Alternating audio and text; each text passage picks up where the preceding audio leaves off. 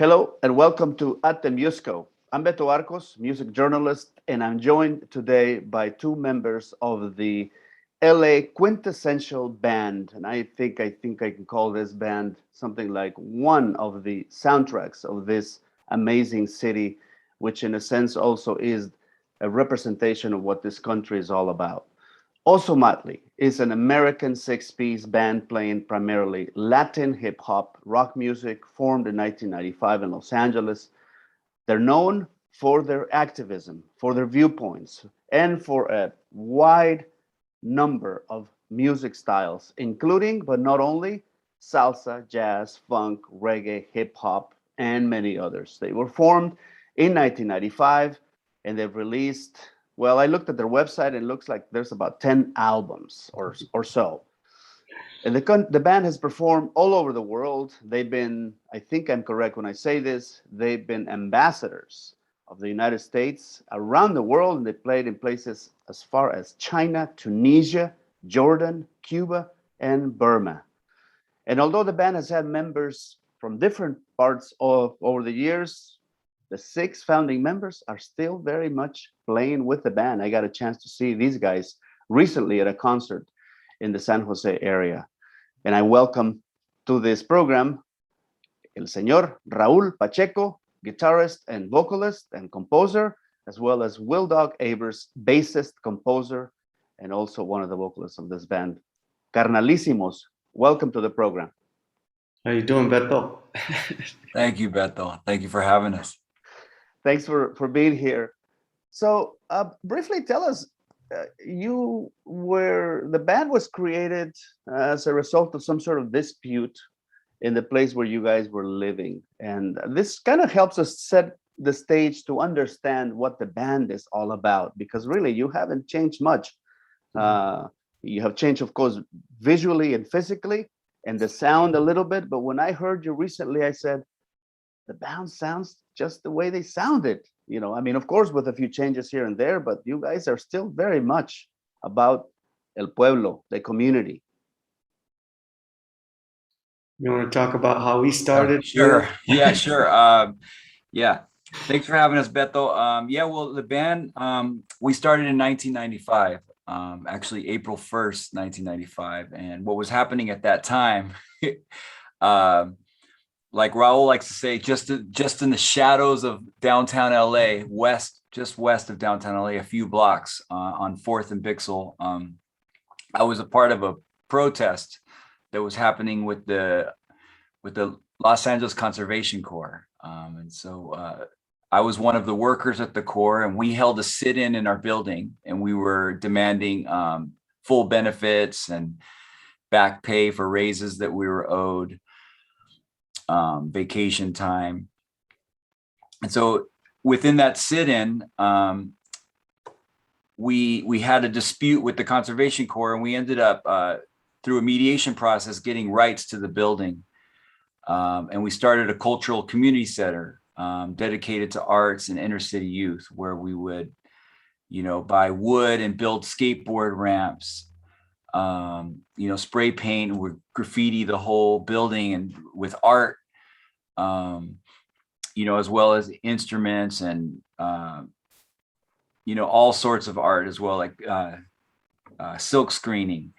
And so what Anton and I, our original drummer, Anton Morales, and I called a bunch of our friends who we were already working with in other projects to come down and support the center, to raise money to buy all of those things I was just talking about. And so, Raul, Anton and I were doing Raul's demo. So we said, let's call that guy because he's got songs. We need songs. I had worked with, Cut Chemist in another group. So we're like, call him. It would be cool to have a DJ. And Anton at the time was in that band Yeska. So we pulled in a few members from Yeska as well to come down. And that's really how the band got started. Wow, all of these things are just make me want to ask you all these questions. But Raul, what's your recollection of those days in 1995? I should also say, I had just moved to Los Angeles in March of 1995. Wow. Yeah. So you got a dose of what was possible. Yes, I did. I had just, I was working, I was going to school in Sacramento, but had recommitted to playing music. And for me, from my personal perspective, it was really important because I was friends with Anton, who had introduced me to a lot of the guys, introduced me to Will, to Uli, and to other musicians that became part of our kind of musical circle. And I got back into town and I called up Anton like in the morning and was like, I just want to start playing music again, like all the time, and I need to start jamming again. And I kind of took a break from playing in bands. And then he said, "Come down today. We have a protest, and if you support this cause, just come. Come, we're gonna jam." I said, "Sounds awesome." So the day that for me coming back to the city and kind of recommitting to music was the day that the band started. So for me, that's always been very prescient, important. Like a sign, and I've been in it, for almost 27 years, going on 27 years. Is it fair to say that from the beginning, since the band was formed in such a, um, at such a time, we should remember this is fresh after the LA riots. Yes. This is basically 3 years later. Mm. There's still remnants around the city of those, of the uprising, if you will. Is it fair to say that you guys felt like you had to continue to champion the causes that you cared about since you were born in this in this kind of scenario of fighting for a cause, right? Mm. Yeah, yeah, absolutely. I think that when you look at where Raul came from, he was working in political sector of Sacramento. Uli and I both, came from very leftist, radical politics. Our parents were, very left, and so we've kind of always been, struggling with that, if you will, or wanting to be a part of a movement for social change. And so when we started the band, there was no different. We were already into that, and the bands that we liked growing up, I think for me, like I was really into the Clash, Bruce Springsteen, even my parents were into Gil Scott-Heron. These are just bands that I grew up with, where I was taught that that's what music was supposed to serve, was the people and the movement. So I was always that was always in the back of my mind and with what I wanted to do.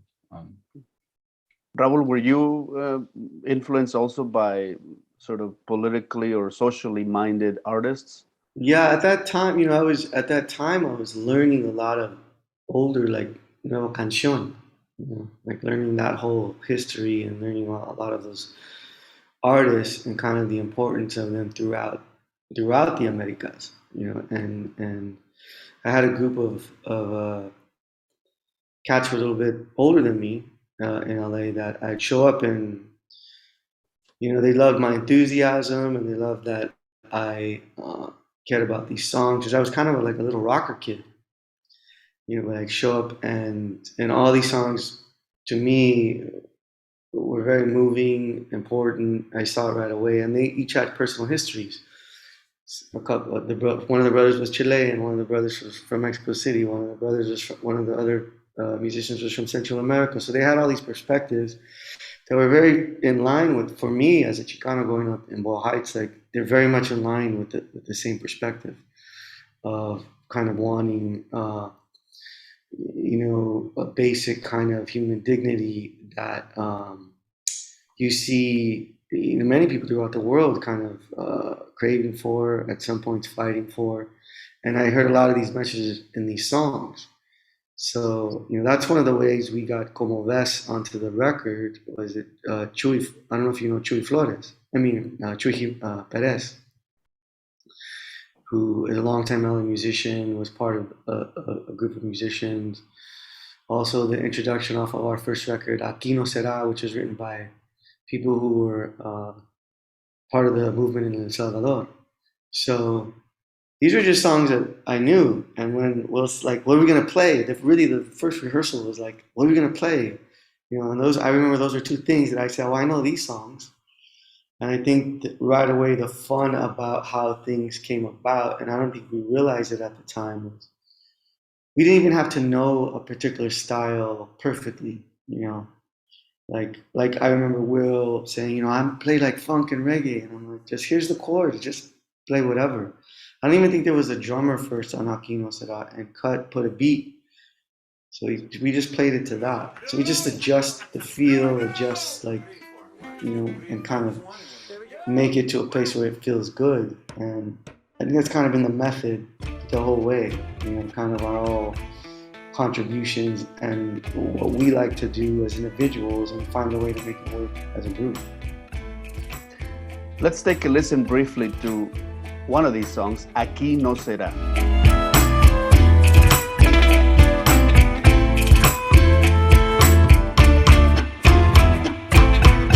Desde las Malvinas hasta la misión, vamos milicianos en lucha y canción, tu Salvador. Great. Over the decades, there have been multiple artists. I mean, you guys just mentioned a few that have championed causes. In California, there has been El Tetro Campesino. For more than 50 years, El Tetro Campesino and the founder, Luis Valdez, has been defending the rights of farm workers. A few years ago, I got a chance to interview Luis Valdez, and he reminded me and reminded us all for a story that I did for NPR that the situation has not improved for farm workers. This is what he said. There's a special mystique that exists about vegetables and vegetarians and all of this, but they have no thought. Where does all the celery come from? Where do the carrots come from? Where does the lettuce come from? All of these wonderful salads that people eat, where does that stuff come from? It comes from the hands of people that are stooping over in the fields and sweating their asses off to get it done, right? It hasn't changed. And you guys have continued to champion the cause of farm workers. Tell us about that work. Go ahead, Raul. I think from a perspective of where we're coming from, it is really about human dignity across the board. And you know, as we spoke about earlier, our band, you know, really was inspired by a protest for workers' rights.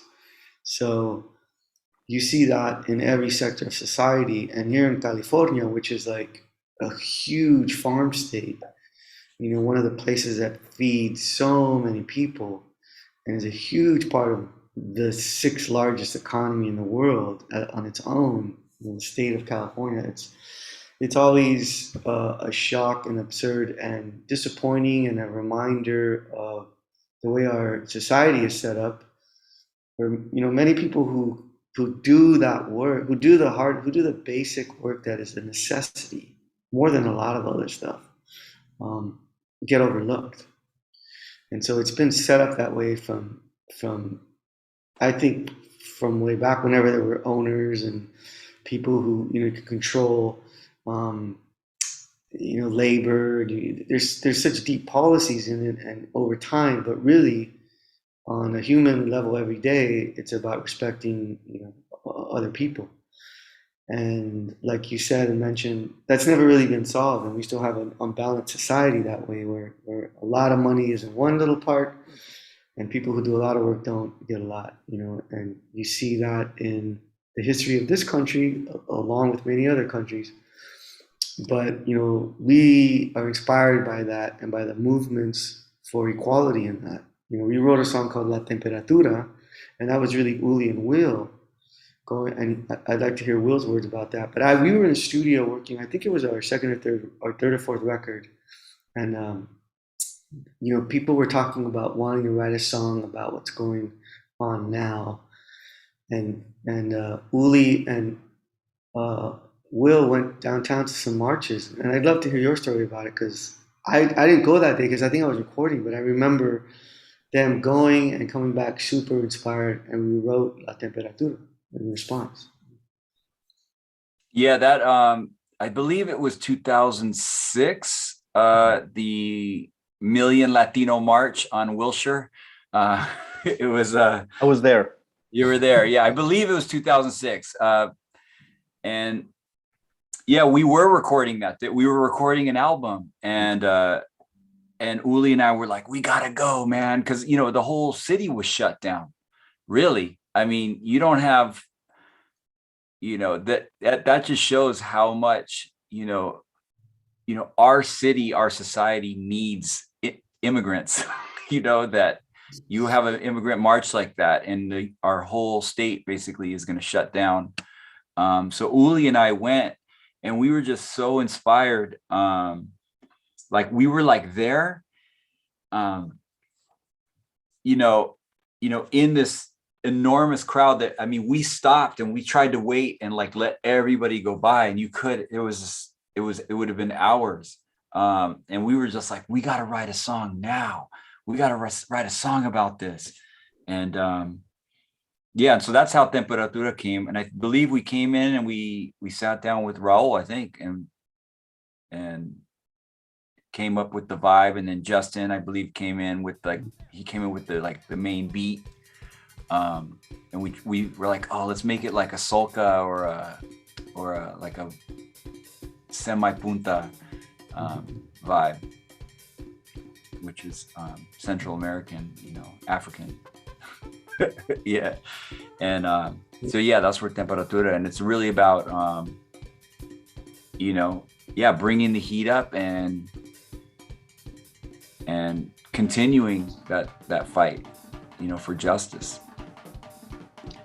Let's take a listen. Let's see a little bit of a video of this song, La Temperatura, with my guests, Raul Pacheco and Will Dog of Ozomatli.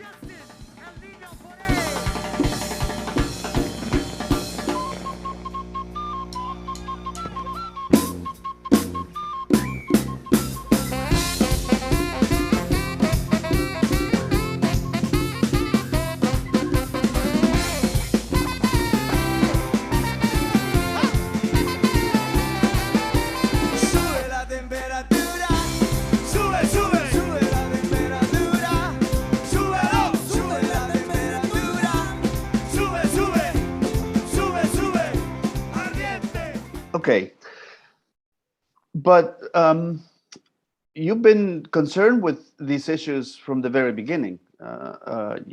Virtually every other song in the first album, which was your debut album on Almo Sounds, I remember that it was a label that was short-lived, put on by Albert and Jerry Moss.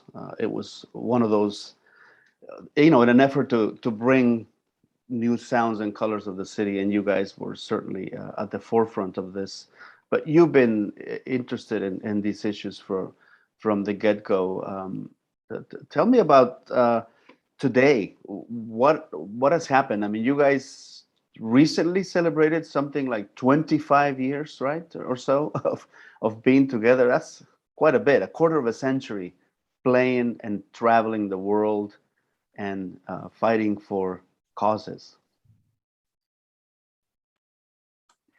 I mean, today, it's we're older now, so I think we take our cues from younger people, as well, with the all the movements that are going on right now, and we support them. Black Lives Matter, the as well as, movements around gender rights as well. So we're taking our cues, and I think we're learning as well, now to continue to support, so now we're kind of on the other side where I feel like in those days, I felt like I was more, not like I was a leader, but maybe in my brain I was, but and now I realize, oh, I got a lot to learn myself, and I'm taking those cues from younger people. Like even my daughter's very involved in, environmental, the struggle for environmental rights. And so, yeah, that's where I'm at. Yeah. Raul. Yeah, I think, I think that's a good way of putting it, as you get older, there's different, you don't have as much time during the day to do, you start to, you have children. And I think part of being, on the correct side of things is being the best person that you can be in your personal life. So it's like knowing that, how to look at yourself and things that you've done where you've made mistakes, and you've say, oh, this is something I need to change about myself. I think that's kind of like the more internal thing that you grow up, that you see that it's how you live in all aspects of your life, that really, really contribute to the pluses and minuses, when you add things up.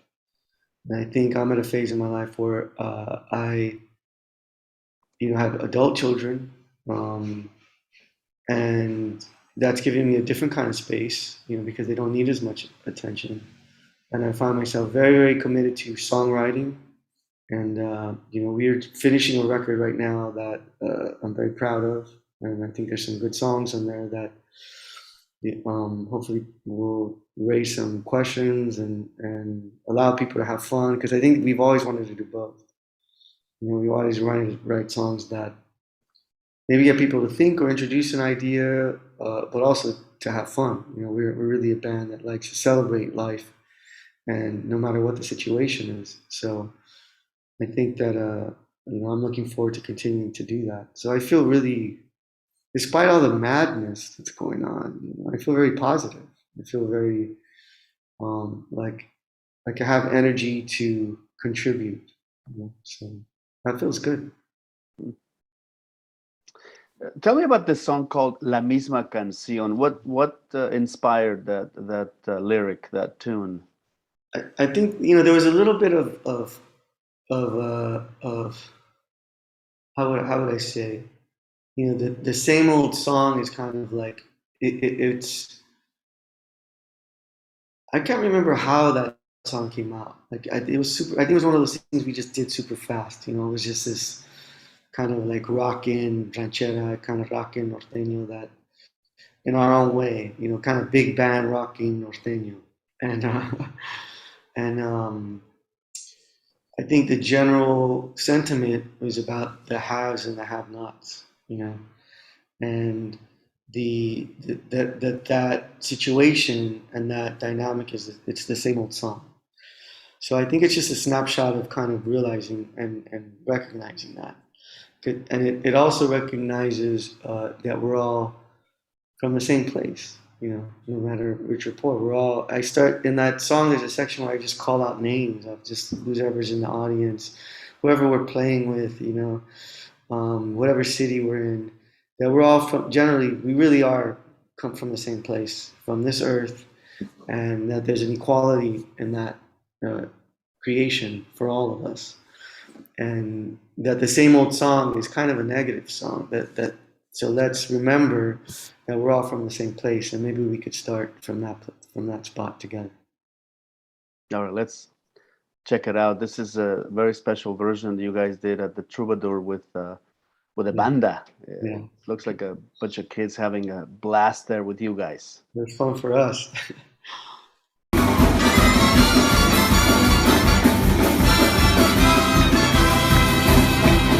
Mi madre y mi padre también son de la tierra, tierra. Y la maravillosa también somos de la tierra, tierra. Y todos aquí en este club somos de la tierra, tierra. Y Ozomatli también somos de la tierra, tierra. Okay, one of the things that I have always been touch by is this other project you guys have called Ozo Kids. Tell me about that whole project and how it began. How did it come about? That's an interesting.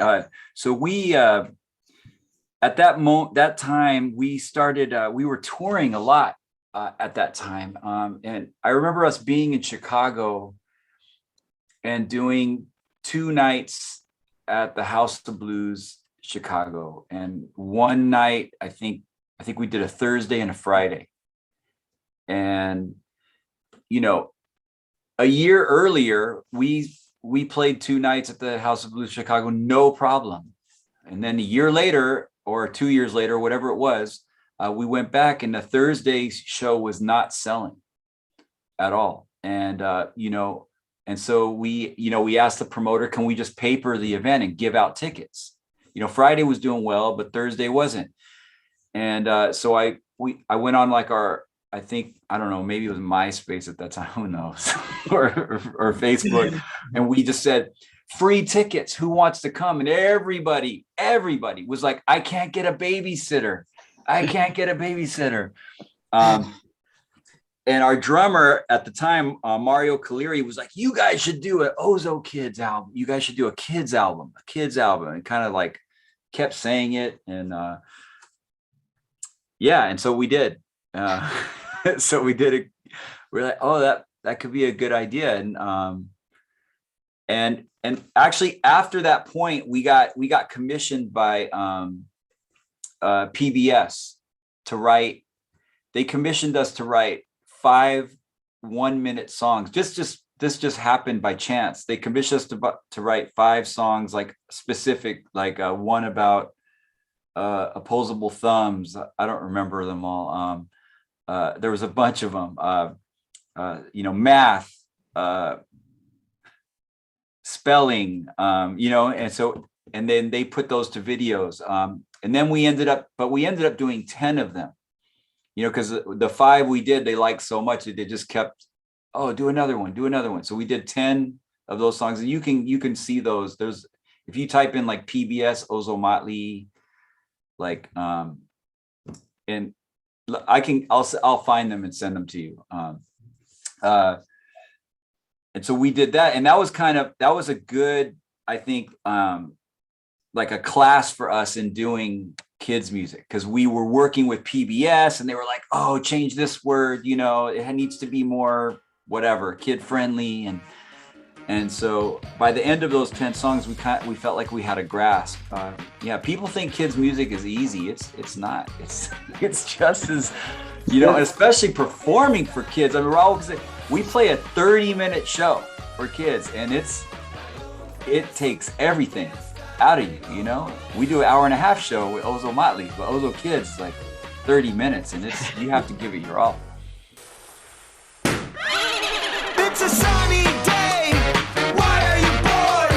Follow me for a quick trip to the store. Get some change from Dad, $2 at most.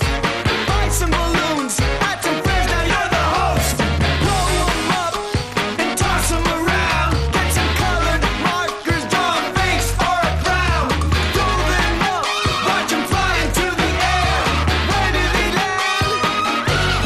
Raul's laughing. Tell us about that, Raul.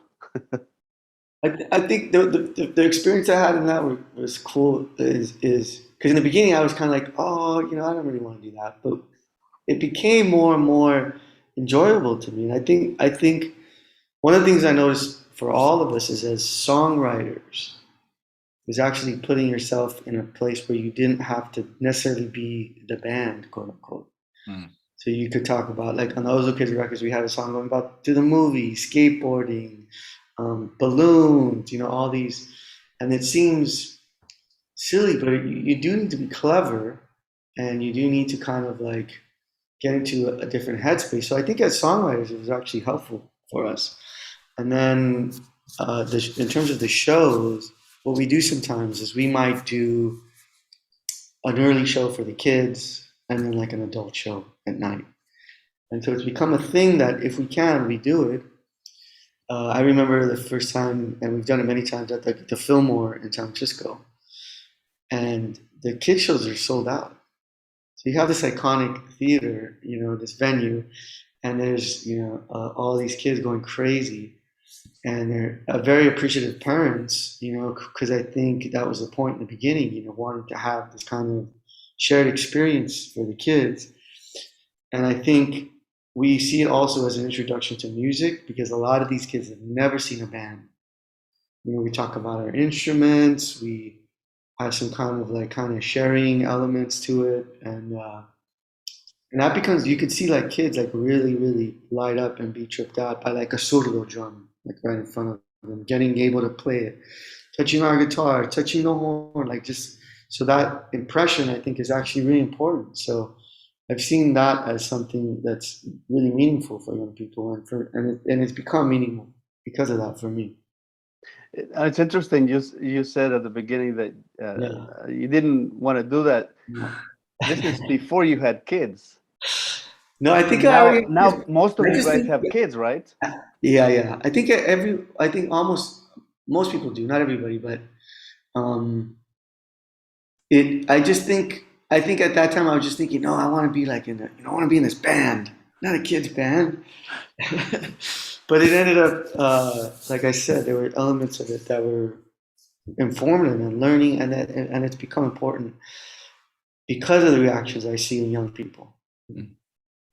Yeah, and just to take a little bit on of what Will just said, that it seemed more challenging to do a 30-minute show than an hour and a half show because of the focus, because of that focus, Yeah. that you have to make sure that you use the right language, that you don't mess around, that you are really Yeah. talking to them as opposed to just like whatever.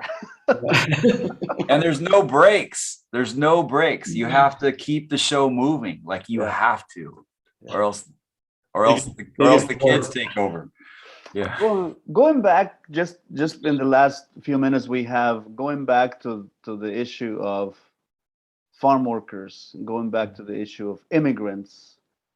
This past year and a half has been, to say the least, um, the most challenging in every which way, and the most illuminating for all of us who don't work in those so-called, uh, I guess you could say, at risk jobs, Mhm, where you work in a supermarket, whether it's, in making sure stocking the shelves, or you are in the fields mhm, working, picking the lettuce or picking the strawberries. Um, it showed us all how important those jobs are, how important those people are in our daily lives. And I think there's a new appreciation of those jobs, of those people, of that humanity that helps us to survive, that nourishes us. mhm. I mean, I hope so, and at least there's an example that we can reference and say, look how important people who do this work are, to all of our well-being. And I think sometimes people don't see it. They don't. It's almost like out of sight, out of mind. And what I hope is that this at least can be an example that you can reference and say, remember the pandemic, remember how it was important to keep people fed. You maybe that's something that can be a little bit more in people's consciousness and can have a little bit more understanding of the importance and the deserved dignity through pay and work hours and working conditions for people who do the work. Will? Yeah.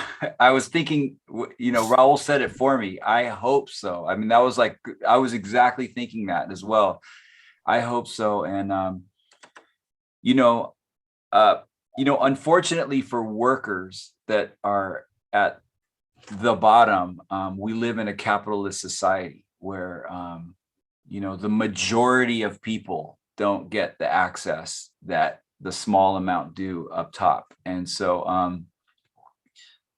until that changes, I think that, we need to continue to, you know, stay in the struggle and keep supporting, you know, workers.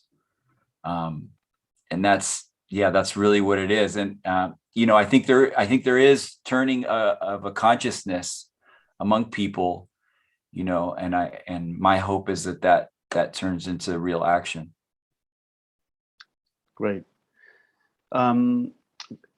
You guys are going to be performing at the Musco in a couple of weeks, and I just want you to you know, to say something to that audience that's going to see you perform in an outdoor space, and there will be a lot of families. There are probably a lot of kids too. Cool. So it's gonna be great. And I like to go out with another song. Any song that you guys think you know, could sort of say, hey everybody, let's work together. Let's make this happen. Let's you know, let's keep this world moving along and fight the good fight together.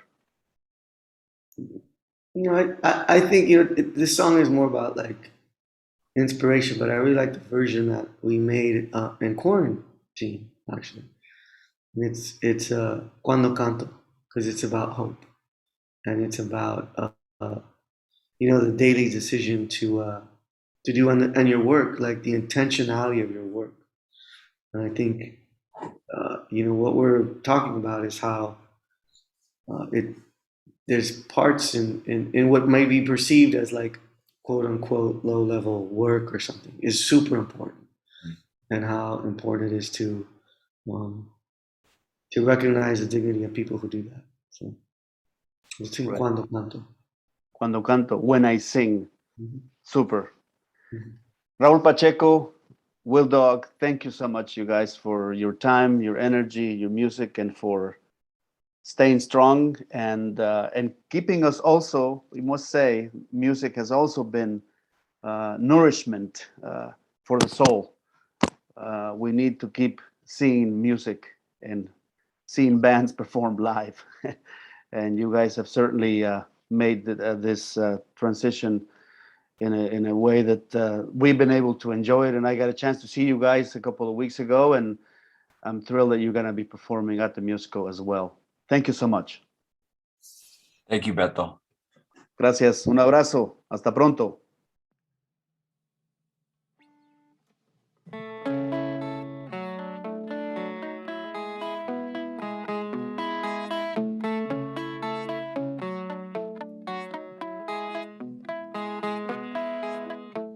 Cuando canto mi canción, quiero inspirar mi gente con una solución.